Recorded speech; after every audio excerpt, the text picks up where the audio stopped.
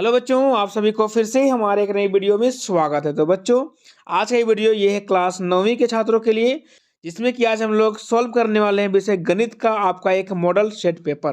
Clear है बच्चों?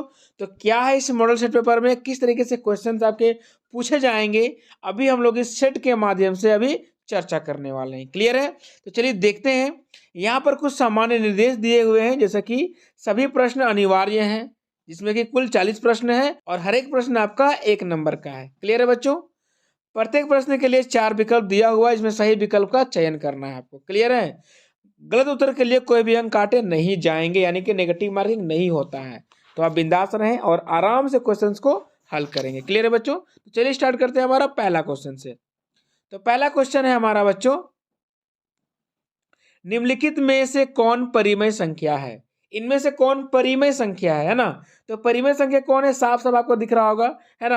अब हमारा जो ऑप्शन नंबर ए है, यही आपका परिमेय संख्या है 3, है ना? क्लियर है बच्चों? आप पढ़े होंगे परिमेय संख्या क्या होता है ना? तो आपका 3 हो गया आपका सही उत्तर, परिमेय संख्या।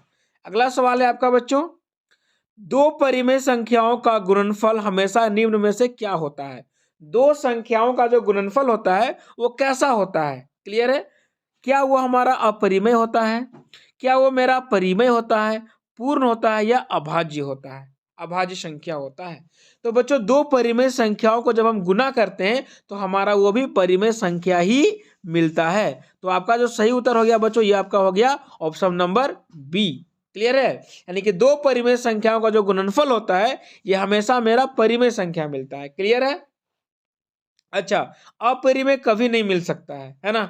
पूर्ण संख्या की अगर बात करें बच्चों, पूर्ण संख्या, तो पूर्ण संख्या क्या होता है? होल नंबर्स, यानी कि वो जीरो से शुरू होता है, जीरो, है ना, एक, दो, तीन। तो क्या हमारा परिमेय संख्या, जब दो परिमेय संख्या को गुना करेंगे तो क्या कभी जीरो नहीं आएगा? आएगा, आता है जीरो, इसीलिए पूर्ण संख्या नहीं होगा।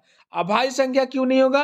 क्योंकि बच्चों कभी कभी हमारा दो परिमेय संख्या को गुना करने पे भाज्य भी आ सकता है ना? इसलिए मेरा ये परिमेय संख्या सबसे उपयुक्त आंसर होगा। क्लियर है बच्चों? चलिए बढ़ते हैं हम लोग तीसरे सवाल की ओर। तीसरा सवाल है हमका, जीरो किस प्रकार की संख्या है? जीरो किस प्रकार की संख्या है? तो अपरिमेय बिल्कुल भी नहीं, अभाज्य बिल्कुल भी नहीं, विषम संख्या बिल्कुल भी नहीं। तो आपका ऑप्शन जो हो गया बच्चा डी नंबर, ये भी आपका परिमेय संख्या है।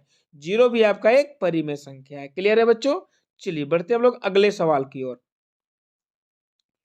अगला सवाल है बच्चों आपका, प्रत्येक परिमेय संख्या है, प्रत्येक परिमेय संख्या कैसा है ना? कैसा होता है बच्चों प्रत्येक परिमेय संख्या? तो आप देख सकते हैं क्या पूर्ण होता है, प्राकृतिक होता है, अपरिमेय होता है, या वास्तविक होता है? तो जितना भी परिमेय संख्या आपका होगा वो सारा का सारा वास्तविक संख्या होगा। आए बात समझ में बच्चों? क्लियर है? चलिए आगे बढ़ते हैं हम लोग। सवाल नंबर 5 है, यह है 3 तथा 4 के बीच निम्न में से कौन सी परिमेय संख्या है? 3 और 4 के बीच में कौन सा परिमेय संख्या है? क्लियर है? तो पहला ऑप्शन है 2 पाई। 2 पाई तो हमारा अपरिमेय है, परिमेय है ये नहीं है ना, इसको हटाइए दो। क्लियर है? काट दो इसको। अच्छा, अब बचा क्या हमारे पास? 10/3, 15/7 और 11/4। क्या करेंगे, सबको भाग करके देख लो। 10/3 को भाग करो, है ना? तो हम क्या करेंगे, 3 से 10 को भाग करेंगे। क्या मिलेगा बच्चों हमारे पास? 3 तिये 9 मिल रहा है, नहीं, और पॉइंट में कुछ भी मिलेगा। क्लियर है? और अगर हम 15/7 को भाग करते हैं तो क्या जाएगा देखो तो, 7 से भाग करना है किसको? 15 को। तो 7 दूनी 14, 2 पॉइंट समथिंग आएगा, है ना? अगर हम 11 को 4 से भाग करेंगे तो 4 तिया 12, 3 से कम ही आ रहा है। तो हमारा सबसे अच्छा उपयुक्त आंसर क्या हो जाएगा बच्चों? B number. क्लियर है? हमारा जो उत्तर हो जाएगा ये 10/3 होगा। यानी कि 3 4 के बीच का जो परिमेय संख्या होगा वो कितना होगा? 10/3। क्लियर है? चलिए अगला सवाल की ओर बढ़ते हैं हम लोग बच्चों। क्वेश्चन नंबर 6 है बच्चों हमारा, यदि 64 का पावर x बराबर 8 है तो हमें x का मान ज्ञात करना है। क्लियर है? क्या दिया है बच्चों हमारे पास? हमारे पास दिया हुआ है 64 का पावर x दिया हुआ है ना? तो इसको हम क्या लिख सकते हैं? इसको हम लिख सकते हैं 8 का वर्ग लिख सकते हैं बच्चों, है ना? और चूंकि पावर x में तो x रख दिए यहाँ पर, बराबर में दिया हुआ है 8। ठीक है? तो क्या मिलेगा? 8 का पावर इधर से मिल गया मेरा 2x, बराबर इधर में 8 मिल गया। यानी कि बच्चों अगर मेरा यहाँ फिर आधार 8 8 बराबर है तो ये मेरा इसका पावर भी बराबर होगा, इसका पावर कुछ नहीं तो 1 है, तो मेरा 2x इसके 1 के बराबर होगा। यानी कि बच्चों हम क्या लिखेंगे, तो हम लिखेंगे 2x बराबर 1।